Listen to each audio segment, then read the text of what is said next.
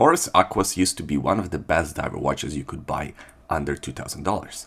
Last year, Oris has released their new in-house movement with an impressive 5-day power reserve and a 10-year warranty. Now, Oris divers are competing in a higher price category. They're no longer competing with watches in the $2,000 price category. Now they're competing with watches in the $3,000 to $4,000 price category.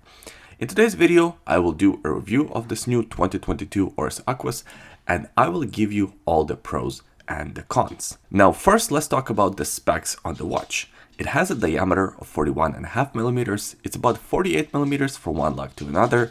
The lug width is not important because it has proprietary lugs, but it's pretty thin at 12 millimeters. The case and the bracelet are made out of stainless steel. The crystal is made out of sapphire with AR coating. It has 300 meters of water resistance. It is powered by Oris Calibre 400 movement, and it has a price of $3,500. I actually used to own Oris Aquis 43 and I loved that diver.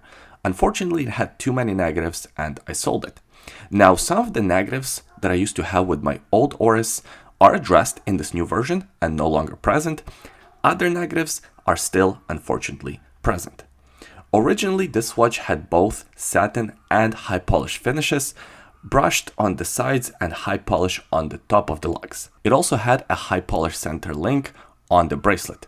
Having high polish finishes on top of the case looks great when the watch is brand new, but it doesn't age very well. After a couple of years of wear, it gets too scratched up and looks like crap. That was one of my main complaints with the old version of this watch. Unfortunately, this complaint still applies to the new version. Now, if you noticed, this watch doesn't have high polish finish on the top of the lugs. That's because my friend Chris, who owns this Oris, by the way, huge thank you to Chris for lending me this watch for the review, he has decided to take this watch to a watchmaker and to have it professionally brushed. He took away all of the high polish finishes and now it's only satin finishes on the watch, and I think the watch is better for it. First of all, it looks more visually appealing, at least in my opinion, and secondly, it's gonna age much better. I think a lot of companies, especially companies that do diver and sports watches, should take notes. Don't do high polish finish on the top of the case. It's not gonna age very well. One detail that I really love about Oris Aquis models is how the domed sapphire crystal flows into the bezel. The bezel, by the way, is 120 click unidirectional. To be honest with you, I'm not a big fan of this bezel action. It feels very rough, and the grip for some reason is not great. I wish it was a bit smoother to operate. I have had the same complaint with the bezel action in my old Oris, and in a $2,000 watch, alright, it's not so bad. In a $3,500 watch, you're expecting bezel action to be a little bit better. But it's not all negatives with this bezel. I love the ceramic bezel insert. It looks great. It's very functional as it is scratch resistant, and the printing is very nice and sharp. This model is available in a few different color combinations. Of course, the one we have here is the charcoal dial with the black bezel. The dial has a bit of a sunburst effect as it plays with the light. It's a bit of a chameleon. Sometimes it looks light gray, sometimes it looks completely black, depending on the lighting conditions. There are applied indexes for hour marks, a printed Oris logo by the 12 o'clock position, and a date window by the 6 o'clock position. Sometimes watch companies add tiny date windows just to say that the watch has a date complication, but those date windows are not very legible, and in fact, they hinder the design instead of enhancing it. Happy to say that's not the case here. The date window here looks really nice. It blends in with the overall aesthetic of the watch. It's nice and large, so it's quite usable even if you have poor eyesight. All of us are getting older, so that's something we have to think about. And I also like how they matched the background of the date wheel to the color of the dial.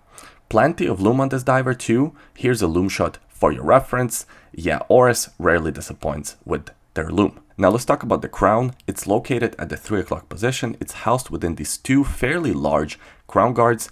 Interesting feature of these crown guards, as you can see, they are screwed with these tiny screws, so you can remove them. In case you damage one of them, you can easily replace it. I think it's more of a gimmick than a real function, but nevertheless, it's kind of a interesting quirk of the watch. The crown itself, of course, is screw-down crown, which helps with 300 meters of water resistance. It is also signed with the Oris logo. On my 7.5 inches wrist, the watch wears great. The main reason why I actually sold my old Oris Aquis was because it was too uncomfortable to wear. Now, it wasn't the size because I had the 43mm version and this one is 41.5mm. It was not the size, it was the weight of the watch. On the bracelet, it was just overly heavy. It was about 190 grams and you could feel every single one of those grams. It was also a bit unbalanced. Happy to say all these issues are fixed with the new model. First of all, the bracelet is much lighter. It tapers down closer to the clasp. And overall, the weight distribution is much better. The watch is very comfortable to wear. I would have no problems with this one. No awkward angles, no weird pressure points.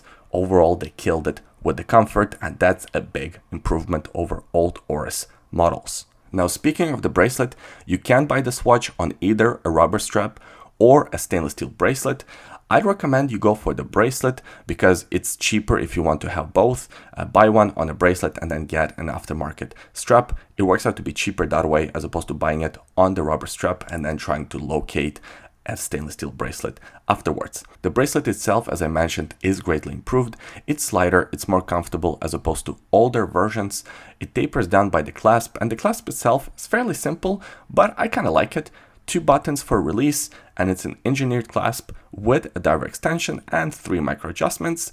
Yeah, sure, it could be more complicated, it could be fancier, but this one gets the job done. Overall, the bracelet feels nice and solid. I would prefer to wear this one on the bracelet as opposed to the rubber strap, although if you want to switch between the two, it's pretty easy because the first link opens up. So we talked about all the improvements to the watch, except for the big one, the one that really pushed this watch in the higher price category.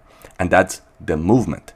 Oris spent years developing this in-house Calibre 400. It has 21 joules, 5 days of power reserve, and it's still a high beat movement, beating at 28,800 beats per hour. On top of that, Oris is so confident in these movements and their reliability that they're offering 10 years of warranty on a watch. Truly unheard of in this price category. Now, it's not all flowers and butterflies with this movement. There were some problems reported early on when it was just released. The most common problem was the fact that when you pushed the crown in, the minutes hand would jump 1 or 2 minutes ahead. Well, this problem was sort of fixed, sort of not fixed. The way you would hack this problem, the way you would fix it yourself, I guess, is when you set the watch, you want to go past the time that you want to set it to, then you want to go backwards, and then you push the crown in. Once you do that, the minutes hand doesn't jump ahead. So this quote-unquote solution, does it fix the problem? Well, not exactly. And I feel like it would be a much bigger problem if it was a different watch company. But I think Oris built up so much goodwill in the watch community that a lot of watch enthusiasts are willing to forgive it for this small inconvenience. For $3,500, this watch truly stands out, and it now competes with brands like Breitling and brands like Tudor, and I think Oris now offers a compelling enough package to truly compete with the big boys. I'm excited to see what they come up with next, what other models they will put this movement into, and of course I'll try to review them in the future. I appreciate you watching this video until the end. Please give it a thumbs up if you enjoyed it, subscribe to the YouTube channel, we release new videos every week, and leave a comment in the comment section below. Let me know what you think about this Oris Aquis 41. Do you like it? Do you not like it? Leave your thoughts below. I always enjoy reading them. In the description of this video, there is a secret link. Check it out if you're curious. Thanks for watching this one, and we'll see you next time. Bye.